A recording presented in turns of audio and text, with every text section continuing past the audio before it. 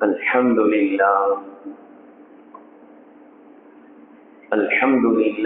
رب العالمين، والصلاة والسلام على سيدنا محمد وآله وصحبه أجمعين. أما بعد، فقد قال الله تبارك وتعالى في القرآن الكريم: واذكر في الكتاب موسى إنه كان مخلصا وكان رسولا نبيا. صدق الله العلي العظيم. السلام عليكم ورحمة الله وبركاته. கண்ணியத்திற்குரிய கனவான்களே, பெரியோர்களே, அல்லாஹ்வின் நல்லடியார்களே, அல்லாஹ்வின் பேரருளால் சென்ற 2 மாதங்களாக நாம் இப்ராஹிம் அலைஹிஸ்ஸலாம் அவர்களை குறித்த செய்திகளை பரவலாக பேசி கேட்டு, இப்ராஹிம் அலைஹிஸ்ஸலாம் அவர்களுடைய குடும்பத்தார்கள் செய்த தியாகங்களை நினைவு சின்னமாக ஹஜ்ஜாக ஹாஜிகள் எல்லாம் நிறைவேற்றி வந்து கொண்டிருக்கின்ற இந்த முஹர்ரம் மாதம் 10ஆம் நாளை நாம் நெருங்கி இருக்கின்ற இந்த நேரத்தில் மூசா அலைஹிஸ்ஸலாம் அவர்களை குறித்து பரவலாக பேசப்படுகின்ற ஒரு நேரம் ஆஷுராவுடைய தினம். கண்ணியத்திற்குரியவர்களே, குர்ஆனில் அல்லாஹ் தஆலா மூசா அலைஹிஸ்ஸலாம் அவர்களை குறித்து முதல் ஜுசுவிலிருந்து ஆரம்பித்து கடைசி வரை பேசுகிறார். குர்ஆனில் மூசா அலைஹிஸ்ஸலாம் அவர்கள் இல்லாத பகுதி இருக்கவே இருக்காது. எந்த நபியை பற்றியும் அல்லாஹ் தஆலா அவ்வளவு விரிவாக பேசியதில்லை, பரவலாக. அதே போல நாடுகளுக்கு போனா கூட எல்லா இடத்தையும் மூசா அலைஹிஸ்ஸலாம் வந்துட்டு போனாங்கன்னு இருக்கும். பரவலாக குர்ஆனில் முதல் ஜுசுவில் இருந்து துவங்கி 30ஆம் ஜுசு வரை மூசா அலைஹிஸ்ஸலாம் அவர்களை குறித்து பேசுவதற்கான காரணம் என்ன என்பதை குறித்து முஃபஸ்ஸிரீன்கள் சொல்லும் பொழுது, மூசா அலைஹிஸ்ஸலாம் அவர்களுடைய வாழ்க்கையில் ஏற்பட்ட பல்வேறு நிகழ்ச்சிகள், அதில் இறுதி நாள் வரை வரக்கூடிய மனிதர்களுக்கு அல்லாஹ் தஆலா பல்வேறு படிப்பினைகளை வைத்திருக்கின்ற காரணத்தினால் குர்ஆன் முழுக்க மூசா அலைஹிஸ்ஸலாம் அவர்களுடைய சம்பவம் நிறைந்து காணப்படுகிறது என்று எழுதுகிறார்கள். அதிலும் குறிப்பாக மூசா அலைஹிஸ்ஸலாம் அவர்கள் ஃபிரௌனை எதிர்கொண்ட விதம், அதில் நமக்கு இப்பொழுது அநியாயக்கார ஆட்சிகள் சூழ்ந்திருக்கின்ற இந்த காலகட்டத்தில் உலகம் எங்கு நோக்கினாலும் சரி, எந்த நாட்டை பார்த்தாலும் சரி, இஸ்லாமிய மன்னர்கள் ஆட்சி செய்கின்ற நாடுகள் உட்பட அநியாயம் நிறைந்து காணப்படுகின்ற இந்த காலகட்டத்தில் மூசா அலைஹிஸ்ஸலாம் அவர்கள் ஃபிரௌனை எதிர்கொண்ட விதம், இதில் மிகப்பெரிய படிப்பினை அல்லாஹ் தஆலா உலக மக்களுக்கு வைத்திருக்கின்றான் என்று கூறுகிறார்கள். காரணம், மூசா அலைஹிஸ்ஸலாம் அவர்கள் மிகப்பெரிய கொடுங்கோலன் ஃபிரௌனை எதிர்த்து நின்றார்கள். இப்படி மிகப்பெரிய கொடுங்கோலர்களை எதிர்த்து நிற்க வேண்டிய சூழ்நிலை நமக்கு ஏற்படலாம் என்பதனால் தான் அதை அல்லாஹ் தஆலா குறிப்பிடுகிறார். மிகப்பெரிய கொடுங்கோலன், கொன்று குவிக்கக்கூடியவன், பச்சிளம் குழந்தைகளை கூட தன்னுடைய நலனுக்காக கொன்று குவிப்பவன் ஃபிரௌன்.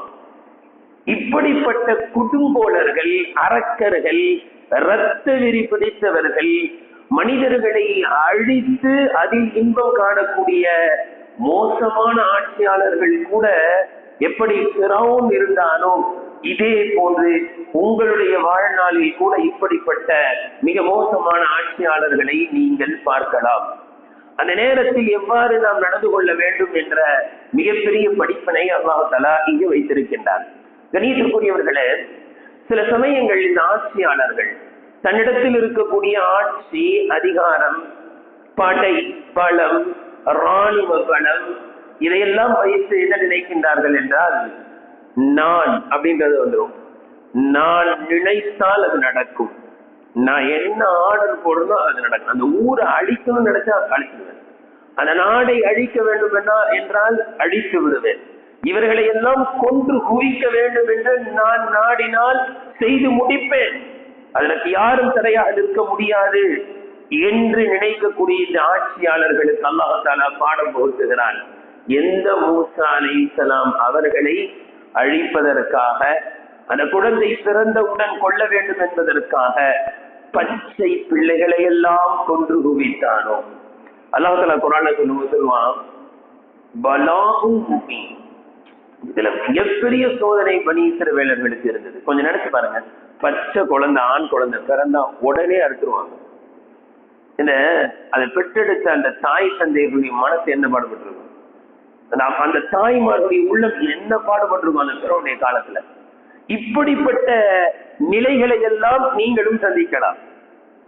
ஏன் இது புதிதல்ல, அன்றிலிருந்து இப்படிப்பட்ட மோசமானவர்கள் எல்லாம் வந்திருக்கின்றார்கள். பயங்கரமான சோதனை. குழந்தை பிறந்தவுடன் அறுத்து விடுவார்கள். கணியத்திற்குரியவர்களே, இப்படிப்பட்ட சூழ்நிலை. ஆனால் அல்லாஹ் நாடியதுதான். பிறவுன் என்ன நினைக்கிறான், மூசா அலைஹிஸ்ஸலாம் என்ன செஞ்சிடணும், கொலை பண்ணிடணும். அல்லாஹ் நாடுகிறான், மூசா வளருவார், அவரின் மூலமாகத்தான் உன்னுடைய ஆட்சி அதிகாரம் மட்டுமல்ல நீனும் அழிந்து போவாய். அதற்கு அல்லாஹ் என்ன செய்தான், எந்த குழந்தையை கொல்ல வேண்டும் என்று நினைத்தானோ அந்த பிறவுனுடைய வீட்டில், அந்த பிறவுனுடைய வளர்ப்பில், அந்த பிறவுனுடைய அரண்மனையில், அந்த பிறவுனுடைய கட்டில் பிறவுனுடைய உணவை உண்டு மூசா அலைஹிஸ்ஸலாம் வளர்கிறார்கள். இதுதான் அல்லாஹ்வின் நாட்டம். எவ்வளவு பெரிய படிப்பினை. நாம் எதை நினைத்தாலும் நடக்காது. ஆட்சி அதிகாரத்தில் அமர்ந்திருப்பவர்கள் கூட, படை பட்டாளங்கள், நாடு, ராணுவம் எல்லாம் இருந்தாலும் கூட அல்லாஹ் என்ன நாடுகிறானோ அதுதான் நடக்கும். ஆட்சியாளர்கள் பணம், பதவி, பட்டம், அதிகாரம் எது இருந்தாலும் நீங்கள் நாடுவது நடக்காது. அல்லாஹ் எதை நாடுகிறானோ அதை செய்து முடிப்பவன் அல்லாஹ். எனவேதான் குர்ஆன்ல ஒரு இடத்துல சூரத்துல் புரூஜ்ல வருது, ஃபஅலுல் லிமா யுரீத். அல்லாஹ் யாரு? ஃபஅல். ஃபஅல்னா செய்து முடிப்பவன், கண்டிப்பா செய்வாங்க. லிமா யுரீத், அவன் நாடியதை, தான் நாடியதை செய்து முடிப்பவன் அல்லாஹ். மூசா அலைஹிஸ்ஸலாத்தை அழிக்கணும்னு நினைக்கிறியா, உன் வீட்டிலேயே வளர வைப்பேன். உன் சாப்பாடு சாப்பிட்டு வளருவார் மூசா. இது அல்லாஹ் நாடியது, செய்து முடித்தான். கணியத்துக்குரியவர்களே, அடுத்து நமக்குரிய படிப்பு என்ன தெரியுங்களா?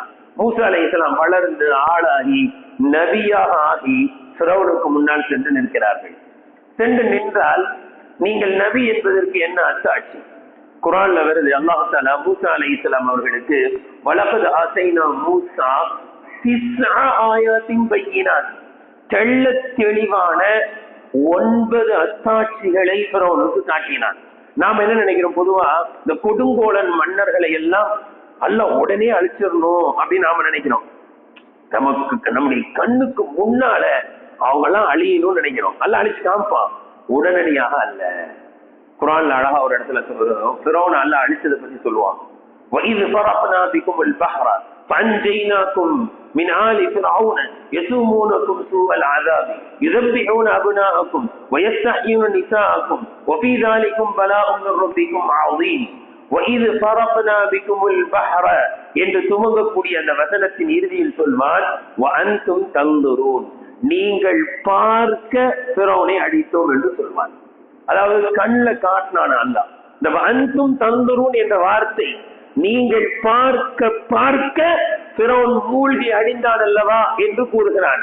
நீங்கள் பார்க்க பார்க்க என்று ஏன் அல்லாஹ் கூறுகிறான் என்றால், அந்த பனி இஸ்ரவேலர்களுக்கு எந்த அளவுக்கு பயம்னா, அந்த அந்த தண்ணீரை கடந்து இந்த பக்கம் வந்துட்டாங்க, ஃபிரௌன் அழிந்து விட்டாங்க.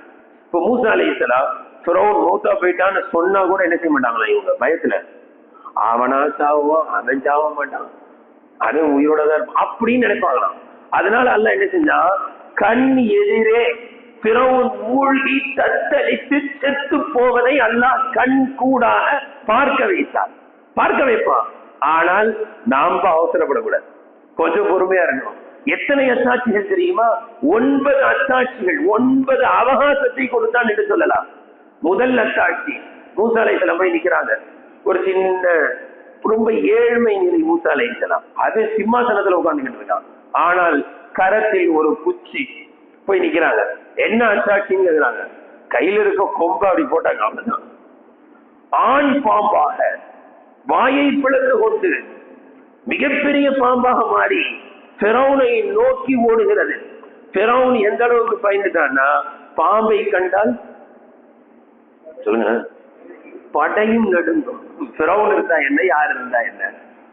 முதல்ல மூசா அலைஹிஸ்ஸலாமே பயந்துட்டாங்க, தெரியுமில்ல. அல்லாஹ் தஆலா கேட்டான், மூசா உங்க கையில என்ன இருக்கு?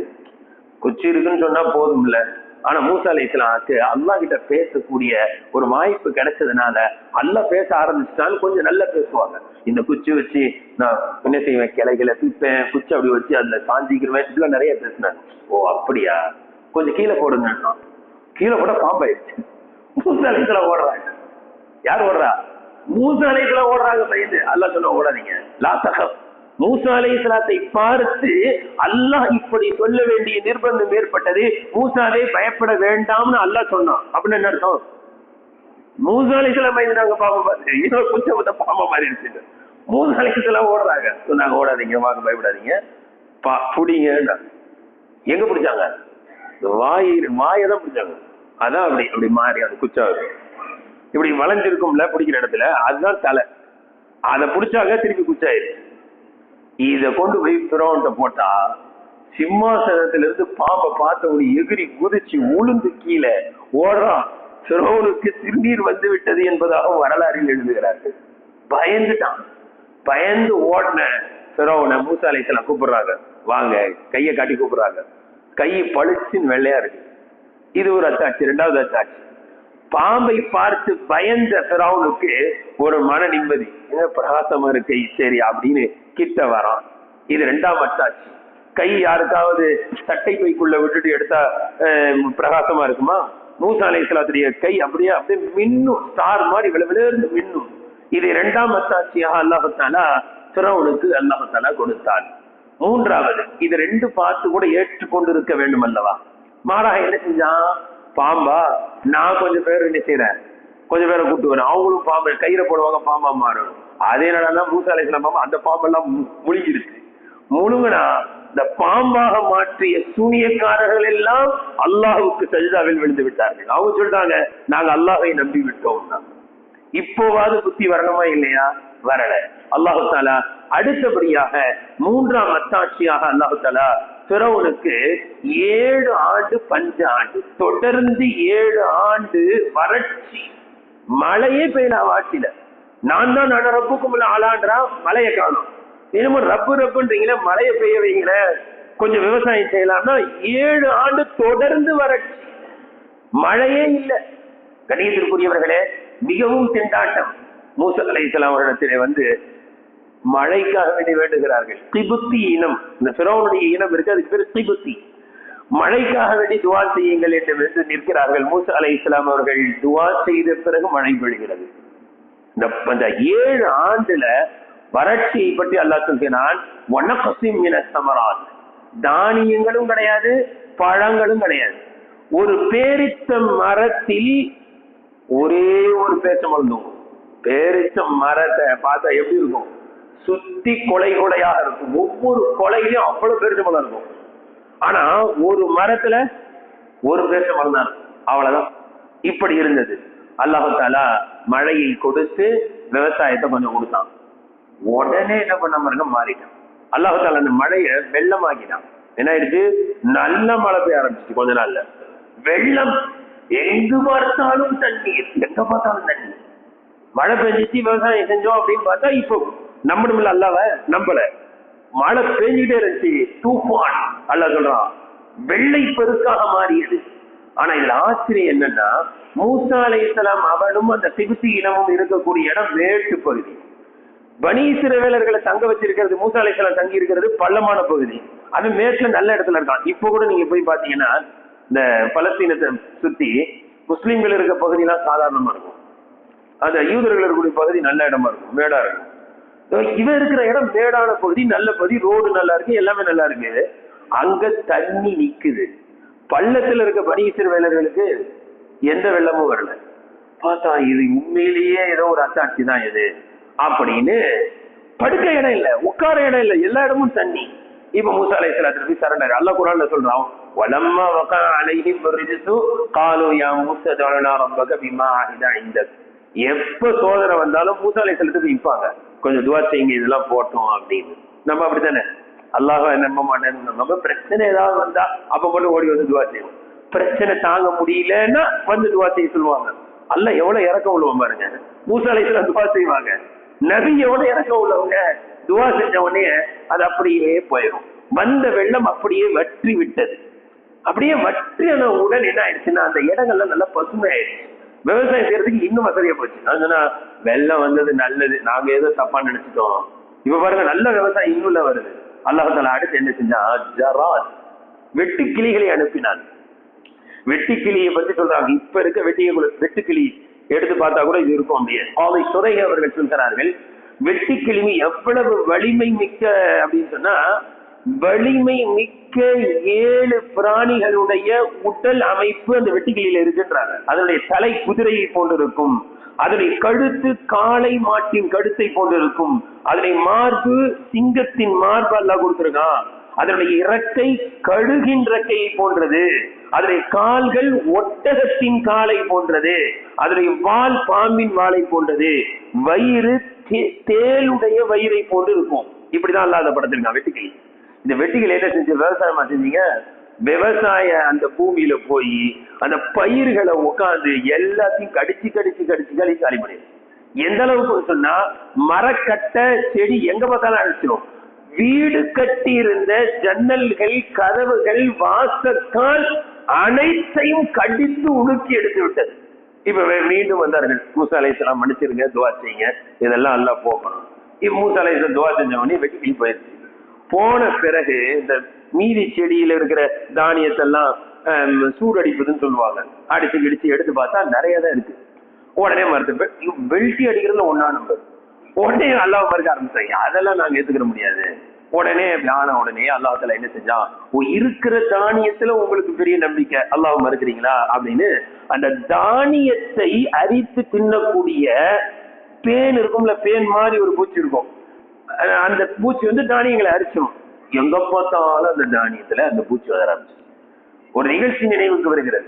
ஒரு பெண், அந்த காலத்துல எல்லாம் பெண்மணிகள் இறையச்சத்தோடு எவ்வளவு தக்குவாவா இருந்தாங்க அப்படின்னா, சாத் இப்னு கைஸ் என்ற ஒரு மிகப்பெரிய சஹாபி, செல்வம் செழிப்பு படைத்த சஹாபி, ஒரு சின்ன கிராமத்துக்கு ஆட்சியாளராக இருந்தாங்க. அந்த சஹாபி கிட்ட வந்து அந்த பெண்மணி சொன்னாங்க, எங்க வீட்டுல இந்த வண்டு பூச்சி, அண்டு பூச்சின்னு சொல்லுவாங்க, அதற்கு சிடிப்பேன் அப்படின்னு சொல்லுவாங்க, தானிய பருப்புல எல்லாம் வந்துடும், அது எங்க வீட்டுல வர்றதே இல்லை அப்படின்னா. எங்க வீட்டுல அந்த அண்டு பூச்சி, அந்த பேன் இருக்க அரிசியில அதுல வரக்கூடிய வண்டுகள் எங்க வீட்டுக்கு வர்றதே இல்லைன்னாங்க. உடனே சாத் இப்னு கைஸ் ரலியல்லாஹு அன்ஹு அந்த வீட்டுக்கு அந்த பெண்மணி சொல்லிட்டாங்க. சொல்லிட்டு அரிசி மூட்டை, கோதுமை மூட்டை, பருப்பு எல்லாம் கொடுத்து அனுப்பிச்சாங்க. அந்த பெண்மணி என்ன சொல்லிச்சு சுத்தமா, அந்த காலத்துல எவ்வளவு பேணிக்கா இருந்தாங்க. இன்னைக்கெல்லாம் காசு இல்லை, தாங்க அரிசி தாங்க பருப்பு தாங்க ஓடி வந்துடுறாங்க. அழகான முறையில சொன்ன ஏழ்மைய, எங்க வீட்டுல சாப்பிட்றதுக்கு இன்னும் இல்லை, அரிசி பருப்பு எதுவுமே இல்லை, இருந்தாதானே வண்டு வரும். நம்மள என்ன செய்யறோம், வாங்கி கொடுத்தா என்ன வீணாக்கிட்டியா, பருப்புல பாரு வீணா போச்சு, அதுக்குதான் வாங்கி கொடுக்க கூடாது, இப்படி இருக்கு நம்மளுடைய நிலைமை. அந்த பெண்மணியோட வீட்டுல வண்டே வரணும்னு நிறைய கொடுத்தா கணியத்திற்குரிய அந்த வண்டு வந்து எந்த அளவுக்கு அரிச்சிருச்சுன்னா, 10 கிலோ கோதுமையை கொண்டு போய் அரைச்சா 3 கிலோ மாவு தான் வரும், 7 கிலோ தின்றோம். அது இப்படிப்பட்ட சூழ்நிலை. உடனே மூசா அலைஹிஸ்ஸலாம் தான் வந்துட்டாங்க, வந்து துஆ செய்யுங்க. வண்டு போயிடுச்சு, திருப்பி பெல்ட் எடுத்தான். திருப்பி அல்லாஹ் தஆலா என்ன செஞ்சான், தவளைகளை அனுப்பினான். எல்லாம் குர்ஆன்ல வருது, தவளைகளை நாம் அனுப்பினோம். எழுந்து ஒரு நாள் நைட், நம்ம எல்லாம் சின்ன வயசுல பாத்துறோம், இப்பெல்லாம் அந்த தவளைகள் வர முடியும், குட்டி குட்டி தவளையா வரும் மழை பெஞ்சா. அங்க என்னடா பெரிய பெரிய தூங்கி எழுந்தா மேல ஃபுல்லா தவளை, பானையை திறந்தா பானை ஃபுல்லா தவளை, மாவு வச்சிருந்த பாத்திரத்தை திறந்து மாவை பார்த்தா மாவு ஃபுல்லா தவளை, ஷோல்டர்ல தவளை, பேசலான்னு வாயை திறந்தா இங்க இருக்க தவளை வாயிலுமே வந்து, இப்படி எல்லா இடமும் தவளை. அழுதுகிட்டே ஓடி வந்தாங்க, எங்க பார்த்தாலும் தவளையா இருக்கு. மூசா அலைஹிஸ்ஸலாம் துஆ செஞ்சாங்க, அல்லாஹ் தஆலா எல்லாத்தையும் அழிச்சிட்டான். அல்லாஹ் ஏத்துக்கணுமா இல்லையா? ஏத்துக்கல. உடனே அல்லாஹ் தஆலா அடுத்து சொல்றான், ரத்தத்தை அனுப்பினான். ரத்தனா ரத்தம், எங்க பார்த்தாலும் ரத்தம். கிணறுல தண்ணி இறைச்சா அது அந்த ரத்தம் எப்படி பியூர் ரத்தம், இந்த ரத்தம் வந்த வாடும். நம்ம எல்லாம் ரத்தத்தை பார்த்தாலே சில பேருக்கு மயக்கம் வந்துடும், மயக்கம் வந்து விழுந்துருவாங்க. இதுல கிணறுல தண்ணி ரத்தம், சரி ஆத்துக்கு போனா அது ரத்தம், குளத்துக்கு போனா ரத்தம், குடிக்க தண்ணி எடுத்தா ரத்தம், தண்ணிக்கு வழி இல்லை. இந்த ஃபிரௌன் என்ன செஞ்சான்னா வஜஅலஹா ஷியஅன், குர்ஆன்ல அல்லாஹ் சொல்றான், மனிதர்களையே பாகுபாடு பிடிச்சு வச்சிருந்தானா. திபெத்தியனா உயர்ந்த ஜாதி, இந்த பனி இஸ்ரவேல் தாழ்ந்த ஜாதி. வேலை செய்யறதுக்குன்னே உள்ள கழிப்பறையை கழுவுறது, ஹார்டு ஒர்க் பண்றதுக்கு தான் யாரு பனி இஸ்ரவேல் இப்படி மட்டமாக்கி வச்சிருந்தான். தன்னை உயர்ந்த குலம் நடத்திருந்தான். இப்ப எதுக்கு வழி இல்லை? தண்ணிக்கு வழி இல்லை. ஆனா பனி இஸ்ரவேலர் தண்ணி குடிச்சிட்டு இருந்தான்.